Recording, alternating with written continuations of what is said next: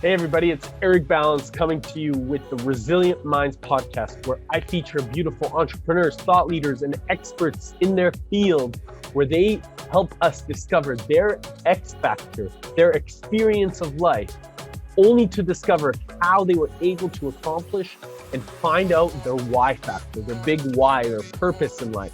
So join me as we get to discover the beauty of our minds and how can we really continue to go after the biggest and most wildest dreams while we continue to pursue and manifest our greatest intelligence that comes from the heart. Also, if you haven't, go check out the new alignment course that I've created at www.ericbalance.com/alignment, ALIGNMENT. See you on the show. Welcome everybody to another beautiful episode of the Resilient Minds podcast. I'm really honored today, extremely honored today, because we got Queen Diambi, who is really the leader of the Bakwa Luntu tribe. And I'm excited to explore and expand on a lot more of what you're up to in the world, Queen Diambi, because first of all, we haven't seen each other for a little while since we've been in Dubai. I think it was last year. But yes, moving forward, I'd love for you to expand on what you literally just kind of represented of what does the Bakwa Luntu represent? How many people are you representing? And how important is this this calling that you have, this knowing that you have, this identity that you are representing here on earth? I'm really excited to know more all about you, your journey, and why it's so important to you. So let's start it at, just at a foundational level. Please welcome. Greetings everyone. I'm very happy and excited to be here to spend some time with a friend first and foremost, and of course to share with you as we grow together for these few moments we have today.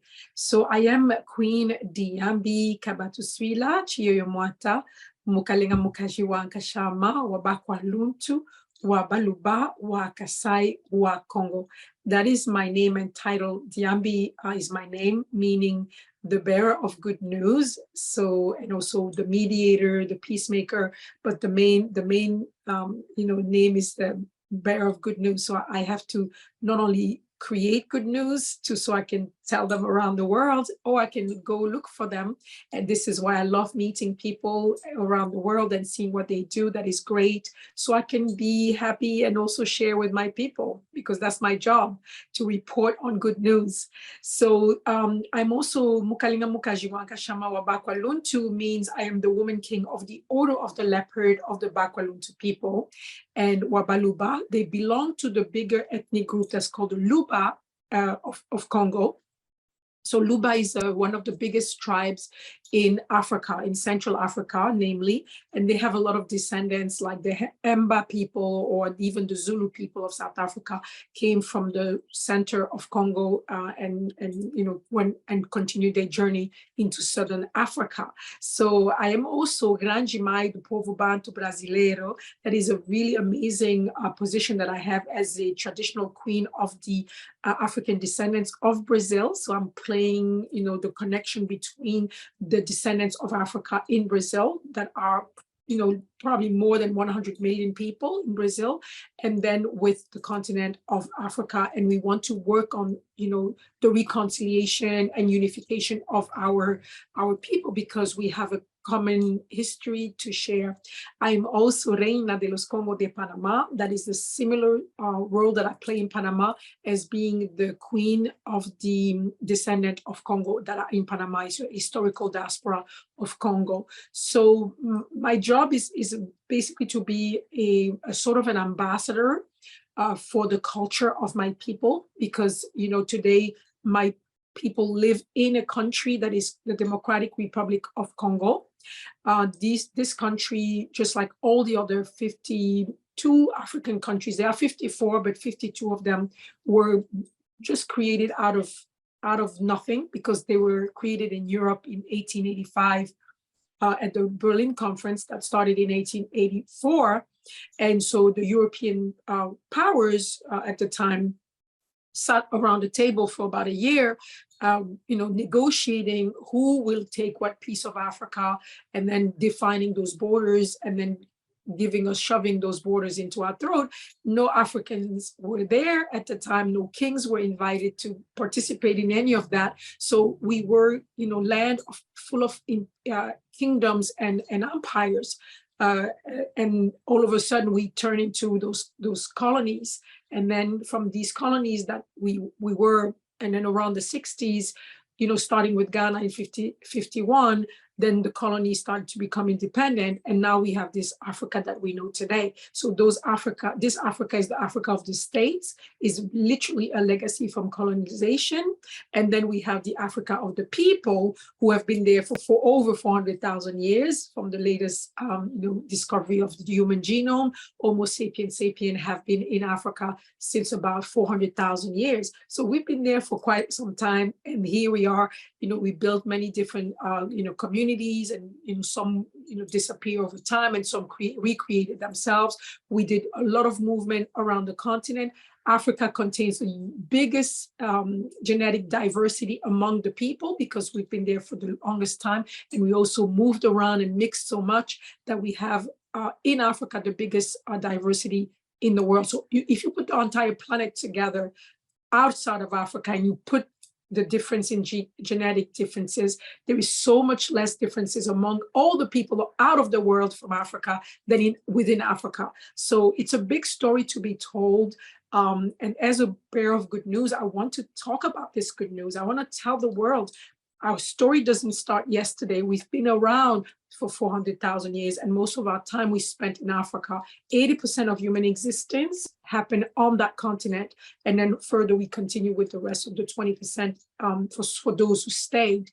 And that story is immense.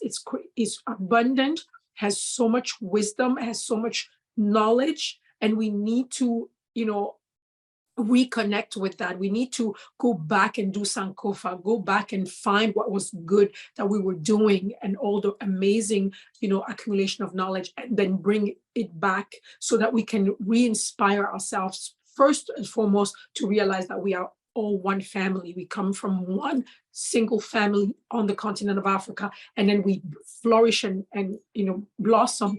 But we need to remember that, because too many, very maladaptive ways of resolving conflict between us is yielding to so much poverty, so much destruction, wars and chaos. And I think sometimes it's important to regroup. So my people are in the center of Congo, Democratic Republic of Congo, because there are two Congos. As I mentioned, those countries were made up.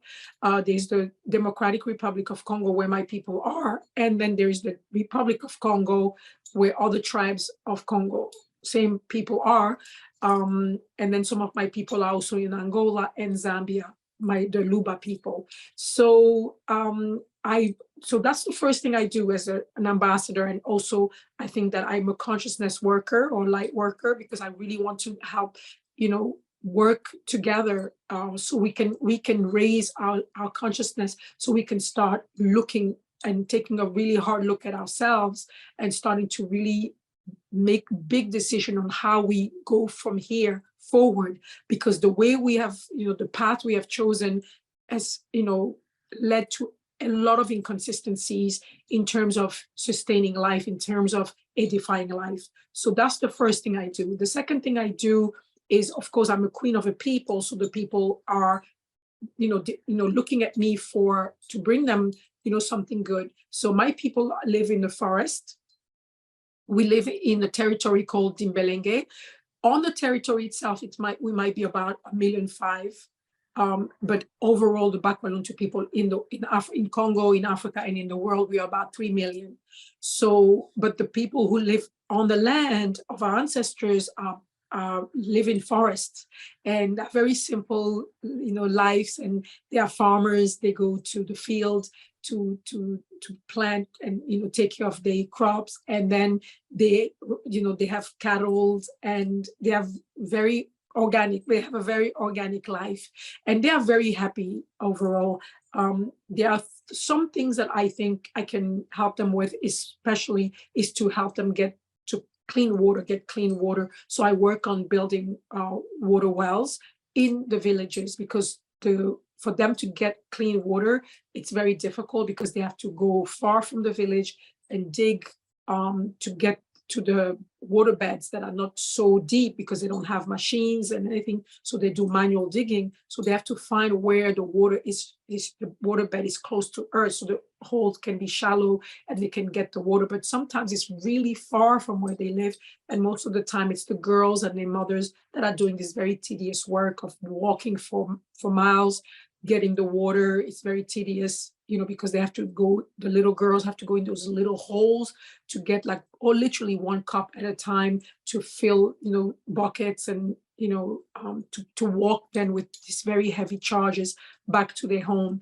And so that's one of my main things that I do. And then I want to also build some small clinics so they can have easy access to emergency care, and also to prenatal care, and also delivery, in the best condition possible for the mothers and the children to survive, because labor is still one of the most dangerous life circumstance for women in the world, and particularly in Africa. So I want to build those small clinics very close to the villages, so that they don't have to go to the main city and walk sometimes for days, because yes, we don't have public transportation, we don't have good roads, and many times the journey has to be either by foot for several days or by motorcycles, which is still not the most ideal when you are sick. But those are the things that I do in my land. And then in Kinshasa, I work with orphanages, 7 orphanages in Kinshasa, where I help with children that are homeless. And so we're bringing them in a structure where they can have a shelter, food, education, and healthcare, as well as life support and life skills. So that's the main things that I do right now. And then I go all over the world to meet fantastic people like yourself, to just give them hugs and try to work on remembering who we are. So amazing. I remember the first time we met in Ibiza in Spain, and then again later in Dubai, and how our energies just continue connecting and reconnecting over and over and over again over the years.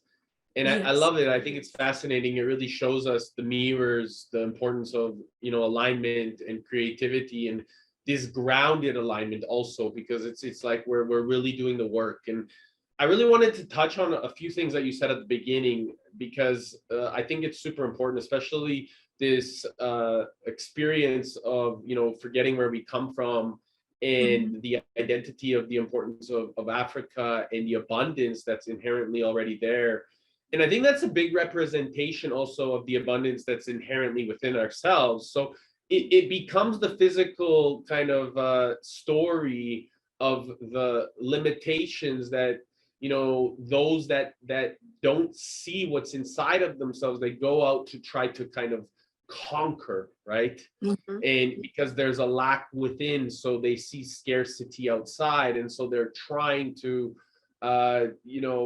force rather than really co-create power. And I know, history is history, but understanding history and identifying patterns will allow us to break through old patterns, to start recreate and develop new opportunities, new stories that we can, which is why we both know why we're here, is to really merge a new level of awareness, so that it's in co-creative components, right? So rather than the old paradigm, it's like, hey, we're bringing in this new paradigm. And like Socrates said, it's actually not about breaking down the old, it's just about building new, which is exciting, right? So yeah, absolutely.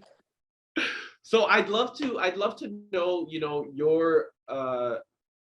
your experience of the abundant, because the land, right? I'm still excited. Like I'm going to Africa, to Morocco in July, and to Egypt in October, and bringing this identity of importance of sovereign influence. the sovereign leadership that we all inherently have. So I'm curious to know this sovereign identity, right, that you are embodying, right? And it's very important that all of us really take note of it. How, with your people and with the people that you're working with and these amazing individuals that you're meeting, how are you allowing that rhetoric, that story to kind of expand and help people identify through your presence the importance and the abundance that they actually are able to tap into within themselves, and as a result also then seeing that within your people and Africa as a whole? How is that merging for you in the conversations? Because I know you're doing a lot around the world, like with blockchain and tech and meeting the right people. And so this is, I think, is a very important conversation and something that we really have a responsibility to co-create. Yes, Eric. So the whole journey really starts within, and it's actually a journey within that then promotes me to go on a journey outside of me. But I grew up in Congo, and I grew up in Kinshasa. And growing up in Africa in a megapole, because it's huge. Kinshasa is, I think, now we are about 15 million people in a city. And African cities that are that big are really vibrant, and it may seem chaotic for some, but there is an order to it. There is an order, there is a way things and energy flows, and people have very difficult lives in the cities because there's so much adversity. I mean, in Europe, and then I would go and contrast that with Europe because my mother is European and my father's African, but I grew up in Africa. So when I would go to Europe and see the ease of life there and the abundance of all material stuff, and then I would come back to Africa and see how harsh reality was in everyday dealings. Like, even if you have to go to the dentist, I mean, in Africa, it's like, wow, just going to the dentist or just having opened up a faucet to have water. Those are like difficult. Those are not things that comes easy. Like the basic things that we take so for granted in the Western world are so difficult to get in Africa, especially in the rural area. So only the ones who have like a lot of money can afford to live in the fancy neighborhoods that, if you drive around those neighborhoods, you would think you're in any, fancy neighborhood anywhere in the world, in Europe or in America or in Asia, because the standards are the same: huge houses, 2, 3, 4 fancy cars, indoors where they have satellites, so they have television from all over the world, and they have swimming pools, sometimes two. You see this discrepancy between, the world of those who have and the world of those who have not. But the world of those who have not in the city of Kinshasa, in many cities in Africa, is quite harsh. But yet again, when I compare and contrast both, I realized that there was something inherently strange, is that when I went to Europe and people had everything, they just press a button, they had light, they press a button, the machine works, they just go and stand and the bus comes on time. They don't have to rush and pack themselves into a tiny bus that normally holds 50 people and in this case 200. They didn't have all these challenges, but yet it felt like something was not working right because they were so unhappy. I mean, seemingly unhappy. I heard much less laughter. I heard much more complaints about life, about, deep, dissent for even the leadership are so, a lot of dissent between parents and children, no cohesion within the community. You would be in the street, you didn't even know your neighbor. And in Congo, despite the fact that all of that was not working, and maybe because of that, there was such a huge cohesion between the communities and so much more laughter and joyfulness. And seldomly I heard about anything like depression, and I'm not saying it doesn't exist, but it was very rare. So, and one thing that I also noticed between the compare and contrast is that being from a European heritage and an African heritage, sorry, it seemed to me that our European heritage was elevated. everything we learned that was grand was about Europe and how Europe did this and how Europe did that and how Europe did this and came to colonize Africans who were savages and who were ignorant and who were, so a whole, array of positive for Europe and the equivalent in negative for Africa. So we had description of our ancestors as being ignorant, stupid, villains, demons, worshippers, and cannibals and savages. And so all these images and these contrasts was so humongous. And I had to integrate that contrast within me because I was both. And something was just off balance. And then when I left Africa, so, basically the wider you are on the continent, especially in the rural, in the urban setting, the better you are, in the sense that the wider your behavior, the more westernized you are, the better off you are in terms of if you have a Western education, then that gives you access to better jobs, better position, better resources, and then you have, access to building a life that's, filled with all these achievement of what the Western world considered to be, success. You have a better house, you have a better clothes, you have better cars, your kids can go to private schools. And so, because the more you went towards the West, the more reward you would have. But then at the same time, the more reward you had in your material life, the more decay you would have in your social life and also in your inner life. So I couldn't really understand that contrast very well. But then I went and I had to go live in Europe. And when I had to live in Europe, this became even more flagrant. I was so miserable. I was like, how can these people live this way? Everybody in their own box, and your interactions are minimal, and a lot of the time are very superficial. And not to say that in Europe you don't have, those deep communities or families that have deep bonds, but it's not so obvious. You have to be really ingrained in a community. And obviously, after many years of living in Europe, I adapted and I met a lot of fantastic people and was able to build those bonds, but it was not so obvious. So then when I came to America, that cleavage then that was within me, the white and the black, when I came to America, it was even more potent because here was the world, the land of, was a land of segregation. I mean, they didn't call it segregation like in South Africa, but obviously, yes, black and whites interacted at the jobs, in the commerce places. But once the time came, everybody went back to their own, and black people had black neighborhoods, white people had white neighborhoods, and black people had black friends and white. I was like, what is this? What's going on here? And it was not a blatant, obvious like segregation, but it was like a latent and subtle one. And there was no neighborhood marked, oh, this black neighborhood. But obviously, when you went there were only like black and Latinos there.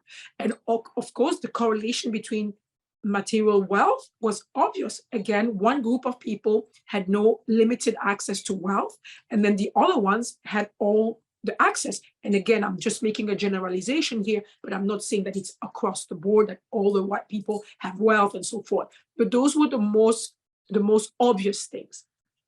So I started to wonder, because I had the impression that, the United States had overcome these racial, biases in many ways. And because we have only a small window of the United States when we live abroad. So I always dreamed of coming to the United States to complete my education, to meet with this community and engage. And I felt maybe this is a place where I can understand those differences, those opposing forces even within me.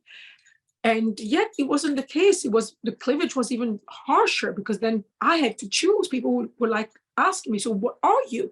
And I was like, well, I'm me. My mother is Belgian, my father is Colombian. No, but what are you? So I had to basically almost like choose a camp now. I had to affirm myself as being Black, because overall rule was that the moment you have mixed with any Black, you are Black. So And I had no problem with that because I grew up in Africa. I lived there for until I was 16 years old. So I had no problem of identifying with Black because I was that. The world, everything around me, it was telling me that this is exactly who you are. You may have a European parent, but it doesn't make you European. It makes you still Black, maybe with a lighter shade.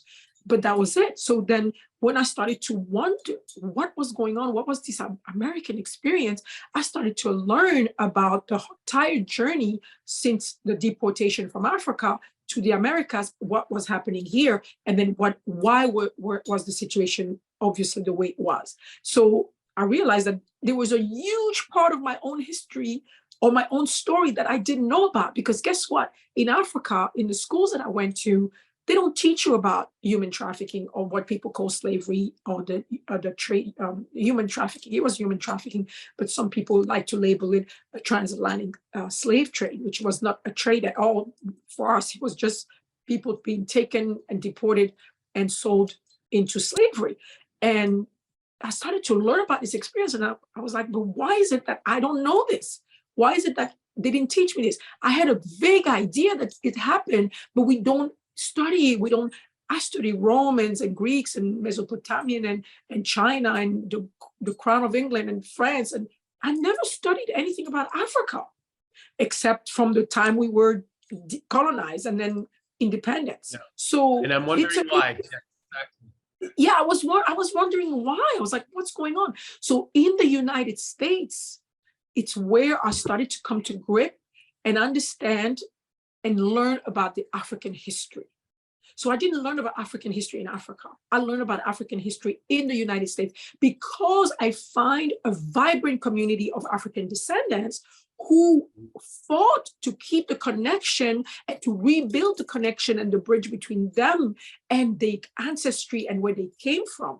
And once I started to open that door, I started to realize that there was an abundance of work, scientific work by historians and researchers and anthropologists. And then a whole new world opened to me about Africa. So the Africa that I knew, because I lived there, I knew the urban Africa, the post-colonial, or I would say the neo-colonial Africa, because we're still in great lines colonized by superpowers and super economic interests. So I started to learn about that ancient continent. And of course, as I learned, I had to start coming to realization that the people that I came from, these African, that they had labeled all the negative label that you can imagine, the story just didn't match. When I started to learn about the amazing empires that they had, the amazing civilization, including the Kemetic civilization that the Europeans and the Westerners tried to take out of Africa by all means, despite the proof and the fact that the Kemet was inherently a Negroid civilization, an African civilization, which took its source in Central Africa, where I come from. The language of Kemet is an African language. The practices of ancestor reverence and nature reverence, all of this had their correspondence on the continent and still have their correspondence today on the continent. So why were the Western world trying to yank out of Africans' body such an amazing heritage? And so I started to do a lot of research and then start to come to grip with the fact that our history has not been told, and we need to tell our history. We need to make those corrections. And when I say our history, I'm not talking about the history, Black history. The history of Africa and all her people is not a history for those people. It's the history of humanity. African history is the missing pages, is the 80% missing pages of world history. So every human being on this planet has a vested interest in knowing what is Africa, what was Africa, because it's your heritage too. And the reason why it's so important is that heritage, because we have missed out on the accumulated wisdom that was vilified and tossed aside, and then a huge omerta was done on what Africa was. We have missed out on gems and pearls of wisdom and knowledge that if we had had this, we would have had a civilization that would have turned on another path than the one we have now. And again, I'm not here to put history on trial. That's not my purpose. But we have now enough perspective to see that the path of this civilization that has now lasted for a little more than 2,000 years and all its development is just yielding to death and chaos and killed life all over the world and kill our planet and creating chaos and creating discrepancies that are so huge that where we are throwing 60% of our food in the garbage in the same planet, people are dying because they have no food. Where we are taking long baths and long showers for hours and wasting water just for our plants to look pretty and our gardens to be pretty, there are places where children are dying because they don't even have 2 drops of water. What kind of civilization is that? So we have to take collective responsibility for that. And I'm calling on to everyone to feel that we have a vested interest in understanding our true story. Because if you don't know 80% of your story, you cannot possibly say that you are okay. So I'm a psychologist, and this is like almost equivalent to an Alzheimer. You have lost your mind. You have lost your memory. And if you have lost your mind for 2,000 years, you have been acting a fool on the planet. And this is why we see now that we live in a world where we don't know if my grandchildren will have clean water on the planet because we are dumping every single chemical, every single plastic we have in the waters. We are destroying, cutting down forests that are the ones that are producing the oxygen that we breathe. So all the nonsensical behaviors that we have are the ones that have driven me to go out there and say, wait a minute, there is a solution. We need to recover ourselves. We need to recover our identity. We have to heal from our own insanity that has been imposed upon us by the force of arms and guns and whips.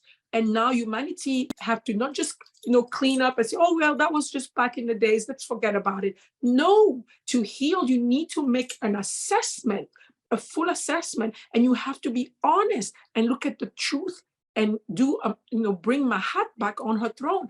Mahat being the truth, the justice, and heart that will yield to harmony.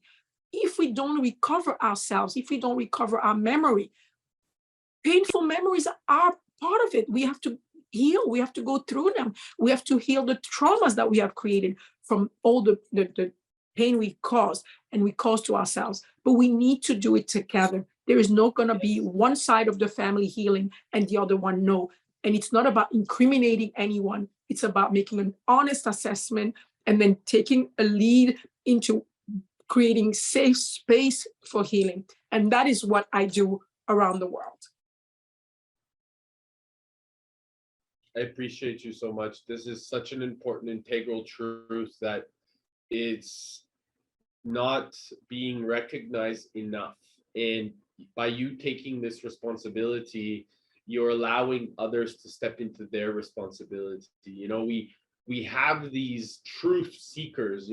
I can say in myself, the truth is what will really set all of us free. And I know that, by being raised and challenging status quo since I was a little boy and not making what was tried to be projected onto me real because it didn't feel good, and trusting in that feeling was something that gave me even more of a power and a strength. And if somebody is listening to this and you're tapping into what Queen Diambi's saying, and you're really feeling the resonance, the connection, the level of embodiment in her tonality and the way that she's moving in all of the intelligence that's coming through, you'll identify this within yourself. Because if that is just the mirror that you're feeling to really help you communicate that what she's speaking to is what's inside of you. And that's what is inside of you needs to come out of you through this deep work of healing the trauma, taking time to identify, hey, that maybe some of the things that we've learned may not be the inherent integral truth. And by taking more responsibility of getting curious like a child, right? And not getting curious in a way that you need to like force things, but just being open and being open to what's possible, because there are these things, these truths that haven't been discovered or uncovered or told in the way that actually all of us are should be privy to. And this is something that all of us need to get more. I always say, you know, if we can be these innocent children that have this drive, this combination of our feminine curiosity and our masculine creation, we can actually then come together, bring that energy, and get way more of what we feel inside of us come together to create here on Earth. And that's what our ancient civilizations did. You know, they took the time to go deep inside, to get really curious, to work together and harmonize and create and cultivate civilizations that were way ahead of where we are today, because they really knew these truths. And I'm excited because we're at a level now where more people are starting to discover these truths and take the responsibility, and we're actually starting to come way more together and challenge those that try to pass on their patriarchal limitation. And to me, I feel like, you know, we've come at this time, Diambi, to really bring this together and lock this into a grounded force, into a grounded power, into a grounded intelligence.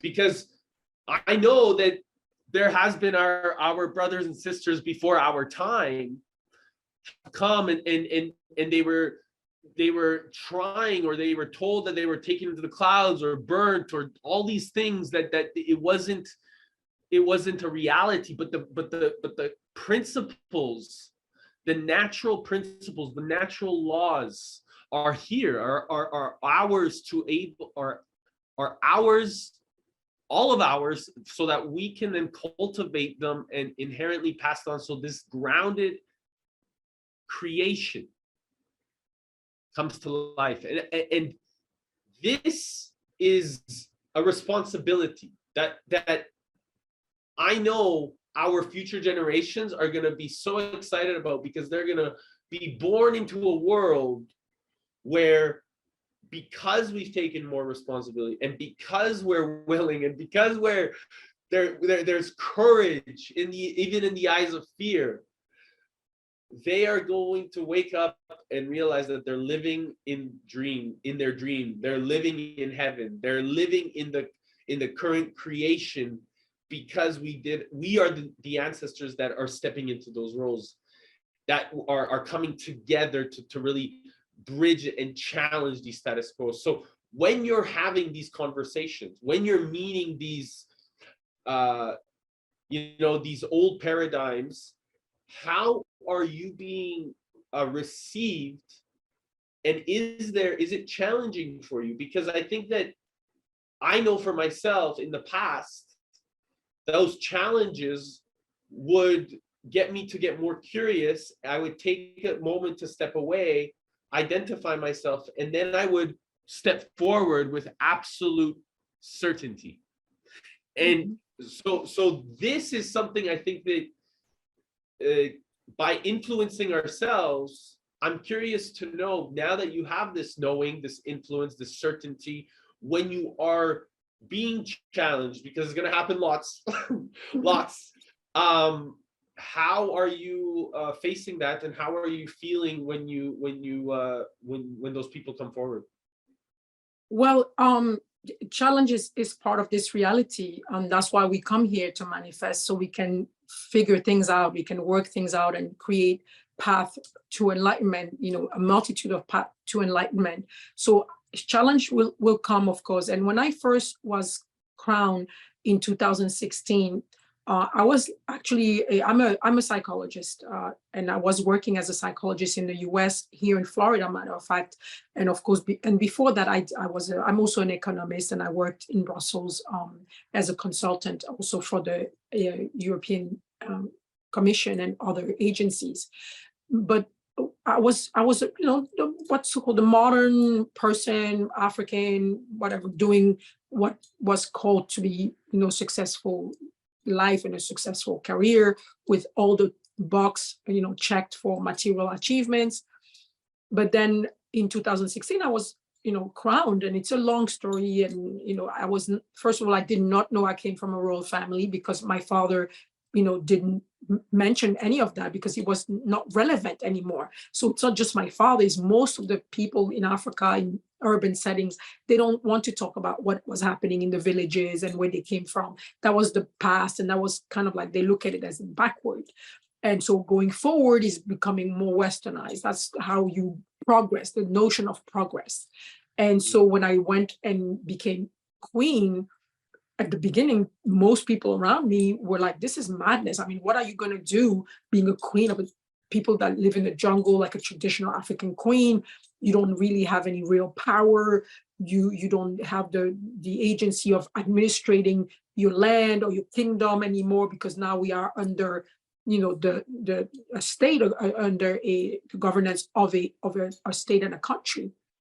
You have lost, you don't have the powers that once upon a time the kings of Africa used to have. So is it going to be like more like a folkloric role, and just put your crown once a year and then go do like a big festival and feast with your people, and then that's it?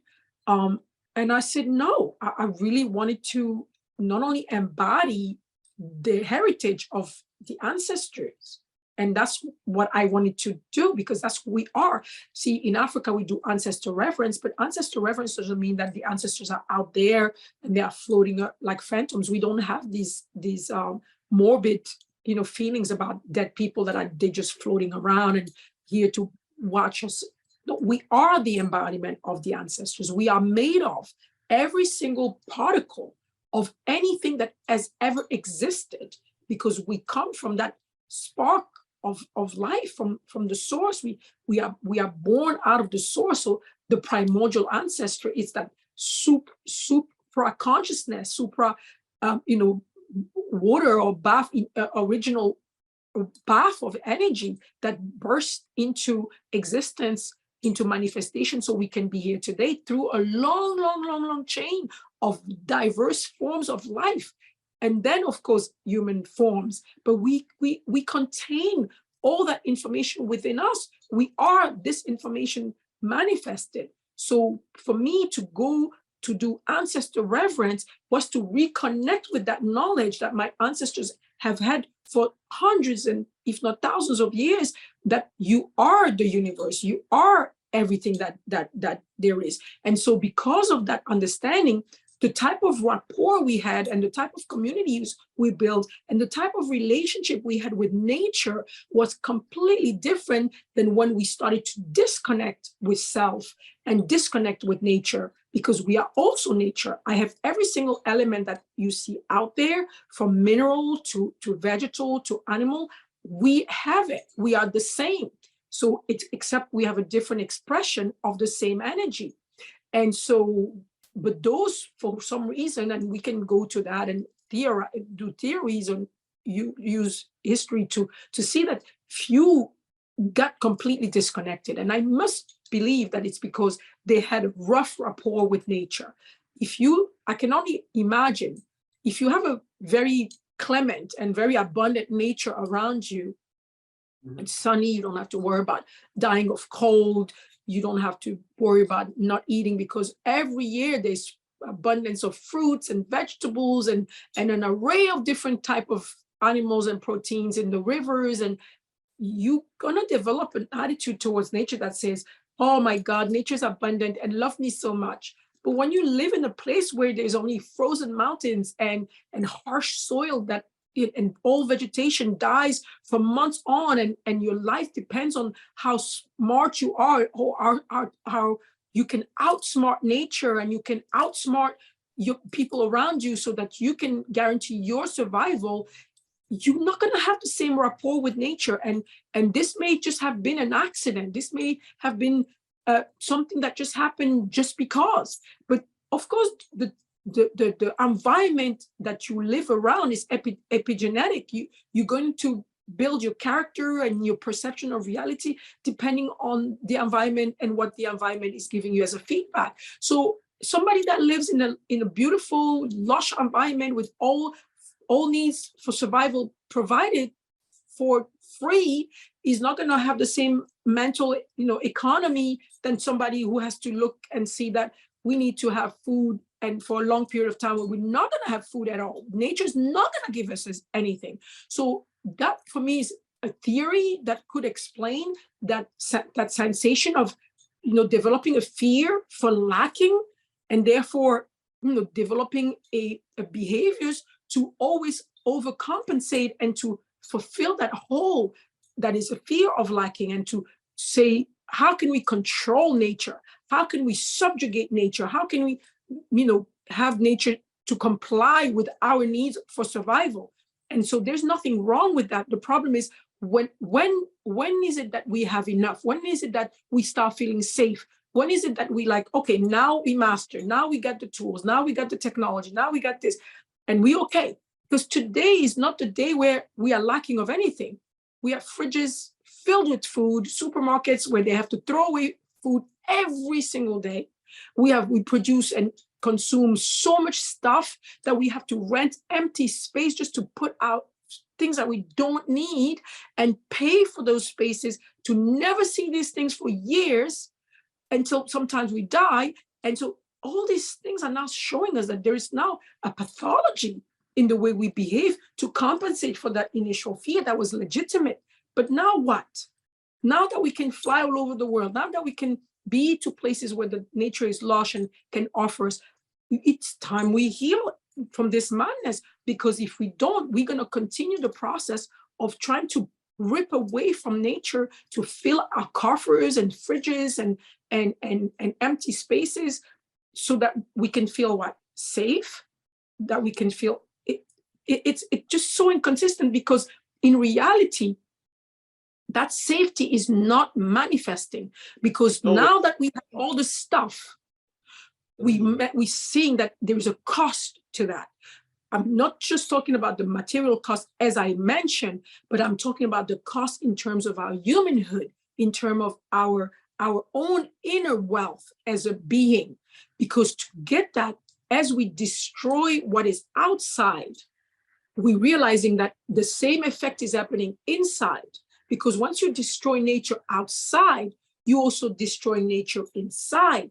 And then now you start to see manifestation of chaos in lives. People are depressed, they have anxiety, stress, all kinds of disorders, because once you are off that balance, what you take from one side is also taken from the other. It's like the quantum entanglement between our physical body and the quantum entanglement with the quantum and macro entanglement with nature. So as we're killing nature outside, we're also killing nature within. And that's why you have now in the Western world, thousands of children killing themselves. They have big houses, they have cars, they have clothes, they have Nintendos and PlayStations, and they have everything material, but that comes at a cost. And now we are depleting our human nature as we are depleting the outer nature. And now we're seeing the cost. How can you explain that a 10-year-old child wakes up one day and say, look around with all this stuff and say, I don't think this world is fit for me to live, and I prefer to die, and kill themselves? And it's an epidemic in the Western world. It's an epidemic in Europe, in the United States, in Australia, in Asia, with all the developed countries, industrialized countries, in Canada. So what's going on? So the more you have stuff, the less you become. So there is a trade-off. And of course, I'm not saying throw away your stuff. I'm saying, where is the balance? Where is the mahat? Mahat is balance. To a level of academia. Like, I really believe it comes down to a level of awareness and academia, and being able to, like what we're doing, communicate this effectiveness of their awareness out as a young person, to know that it's inside.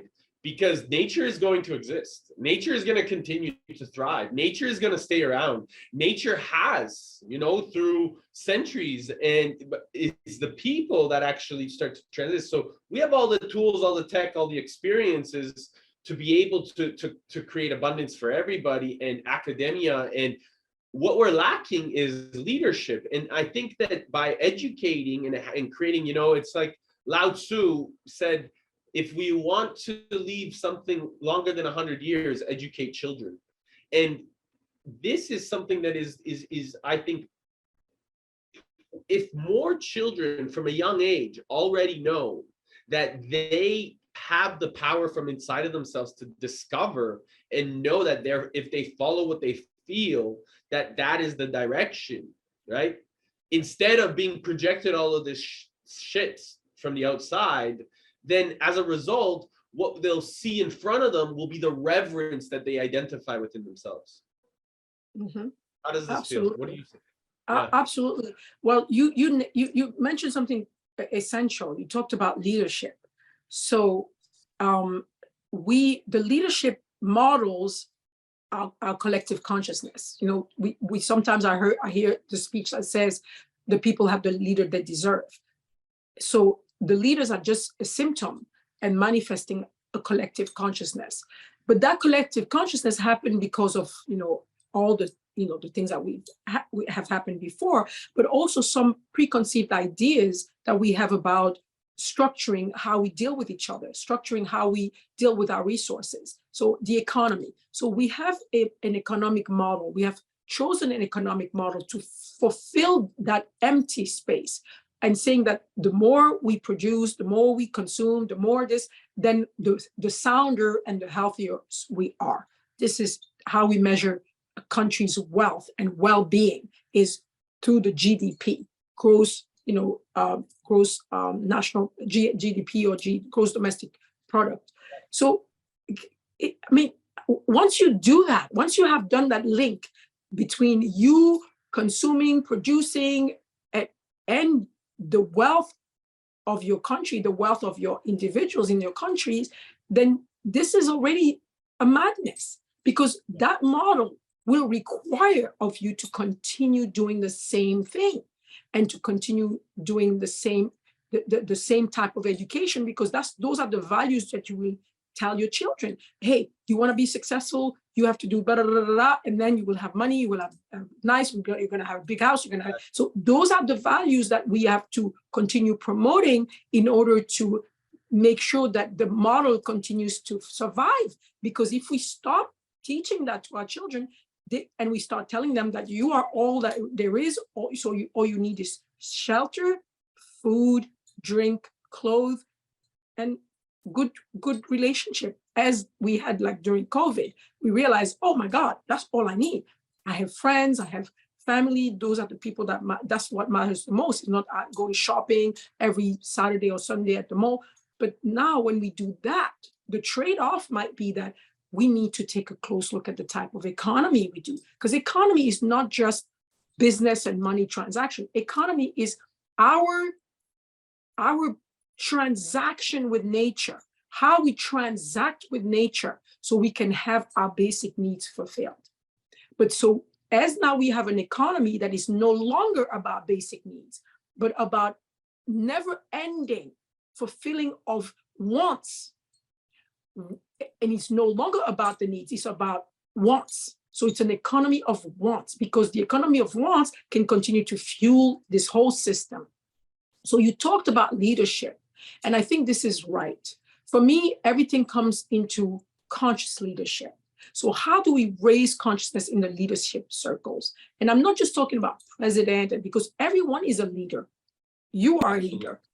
Absolutely. I am a leader. Anyone is a leader of their own life, but then it reverberates in the community. So speaking out as you are doing, putting forward information, bringing together a community of elders, because I'm an elder, even if I'm not super old, but I'm an elder because I am an embodiment of a heritage of thousands of years, bringing all these people around the table so that we can start having this dialogue that is safe, where we are not accusing anyone, when we're not pointing the finger at anyone, but when we are like, listen, we need to sit down. We need to take a look at what's going on. Because how do we heal? First, before you start healing, you have to realize that you're sick. So if you're not realizing that you're sick, you're not going to seek healing. So if we are making believe that everything is fine and progress is that, oh, what's going to be the next time we can fly and have our own flying cars to fly into Mars, or that's progress. Progress is what science fiction is showing you. That's progress. When I can dematerialize myself, when I can have chips in my head, when I can have robots, if this is what your image of progress is, then we're going to continue to have this conversation until we are extinct, and which is not going to last. Like you said, nature will overcome without us. But if we want to be present, there are some fundamental and structural changes that needs to happen in our consciousness. And how do we do that? I became conscious because of other people giving me information. You said it also, Eric. Information is key. And it's not that one information is necessarily true, because truth eludes us because we don't know exactly what is true. What was true 1,000 years ago is no longer true now. What was true, yesterday may not even be true now. And people who are holding the microphone, people who are in communication space, people who are in places where they are visible to many, have a huge responsibility for speaking out, for looking to collect this abundance of wisdom of the collective human experience and bring it to the table so that people can start reconstructing a sane, idea about what is in front of us, and also make sure we know that there is hope and we know that there's a lot of good things happening, because I don't want to be talking about only catastrophic failure scenario. There is a lot of great, amazing things that are happening, but if we don't ever talk about them, if we don't see them because good news don't sell, then this is where the discrepancy happens. So we have a responsibility. Whoever has the ability to speak to others, teachers, health workers, people who work in security, or the police, all that, people who are news media, people who are educators, parents, everyone needs to get on board to start learning more about who we are. And I think this is why I feel like Africa is so important, is because if we are missing out 80% of the knowledge of self, and yes, we're going to the East. Now a lot of people are now going to South America and Central America, where I just came from, to meet the elders there, to reconcile the human family also with a lot of the elders there. And when I told them, I said, fantastic, but all of you came from Africa. All of us came from Africa, and we didn't come like the classic portrayal, like we were primitives. And no, we were not primitive. We didn't come out of Africa primitive. We came out of Africa with all the tools to build civilization everywhere we went. And we were smart. We knew nature. We knew the skies. So 70,000 years ago, when we started to leave Africa, we didn't leave empty-handed. We left with an abundance of knowledge that allowed us to be all over the world now, and to have expanded ourselves to become 8 billion people. So all of that wisdom, all of that knowledge needs to be brought back, because we need to reconcile with that knowledge, because we are responsible. And so this is why I speak out. This is why I seek out leaders. This is why I seek out people in the entertainment business, in the sports, in whatever field, in new technologies, even including AI and everything. I say AI is fine, but if you don't feed AI the information, AI will only compute with the information it has. AI will not invent information. AI will only compute with the information you have. So if you are biased when you're feeding AI information, if you truncate 80% of your history and feed AI 20% of history. When you tell AI, oh, how do you resolve the conflict between Germany and France? Guess what? You have a lot of chances that it will tell you another world war. So because that's all you fed AI. If you don't feed AI the information about, oh no, there's alternative ways of resolving conflict. There's an alternative way to do economy where everybody can get a piece, and even, you know, the community can be fulfilled. So if you don't add those different voices, if you don't bring in those alternative voices, well, we're gonna only have a choice between A, B, and C. I'm talking, let's bring the entire rest of the alphabet in the choices so we can compute as a collective, we can recompute and then propose alternative solutions for all the problems that we have in front of us. I'm excited. I really would love for us to take more time. I'm really in the midst of putting a very big global like partnership together with some very key leaders, and with your economist skills, I think that it would be very important for us to have another conversation in person, private, wherever we can, sooner rather than later, because you know, I know I'm doing the podcast, but there's a lot of things I'm doing it behind the scenes, and I think you know Yes. that. But yes, I do. So I'm really excited to really like spend more time bringing this wisdom so that we can really bring together way more of us in a excited creation model. Yeah, And absolutely. I really want to say thank you for your time. Your wisdom is infinite, and I'm so excited for many years to come, spending lots of time together, because I really, yeah, I mean, you know, I know, we know. I know, yes. And I know the work you do, and you are in that space of, you know, conscious leadership as well.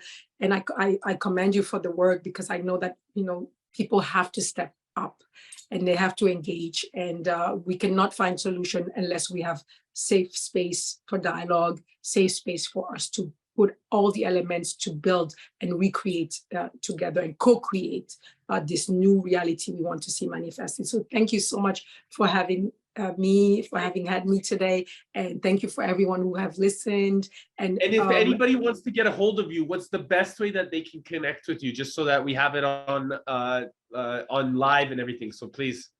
Well, you can connect. You know, I have a website, queendiambi.org and queendiambi.com. I also have my foundation, the Elikia Hope Foundation, and then it's the same, elikiahopefoundation.org. You have information there to start. You can follow me on Instagram, but my Instagram is a very light. I don't put a lot of, you know, deep content about the things that I do, but you can follow me around the world sometimes. I just like to leave a drop here and there of just, you know, uplifting words for the community that's following me. You can also watch me on Netflix. It's not about me, but it's about an African queen, Queen Zinga, on the series that just came out on Netflix 2 weeks ago, African Queens, because it's about the narrative. It's about completing, you know, the pages of the history we've missed out, to realize that, for instance, when we talk about the month of women, which is March, where we celebrate women, I made sure people understand that the subservient role of women is not across the board on the planet, nor across the board in cultures. This is very specific to certain cultures, but not every culture women had a subservient role, or women did not have the same, you know, equal, you know, power to engage in any field of societies. For instance, Queen Zinga, who's a woman king like myself, shows that in the 15th, 16th century, there were women kings in Africa and women on the battlefield. So we didn't have to put that fight to be on the battlefield like, you know, women here in the United States that just got that right a few decades ago. So it's important that we inform ourselves so we can understand that there are and there were alternatives out there. So those alternatives can inform us, so we can maybe start redesigning and rearranging all the elements, so we can see what can we do, how can we co-create something that is better for the edification of life on this planet. You're amazing. Last question. If you had 3 days left to live, what would you do? Oh, just go and kiss and hug as many people as I can, and spend lots of time with my children, telling them that I love them deeply. So you're already doing it, which is amazing. So this is beautiful. So it's amazing. You're living your full potential, which is amazing. Diambi, honestly, thank you again. You're a blessing, and I'm super grateful. You're a gift to this life, and I'm just grateful to be alongside you. I'm really excited for what's to come. Hey everyone, and thank you so much for listening to the Resilient Minds. I hope you enjoyed the show. Please make sure to go comment and like and follow us on iTunes or Spotify, and please make sure that if you really love this, to share this episode, and make sure that you're inviting all your friends to like it as we continue to unfold what the beauty of our minds does. More importantly, how powerful our heart level of intelligence can be when we combine our heart and our brain together. And more importantly, check out the alignment course that I've created. It's seriously there for you to take advantage of at www.ericbalance.com/alignment. See you on the next show.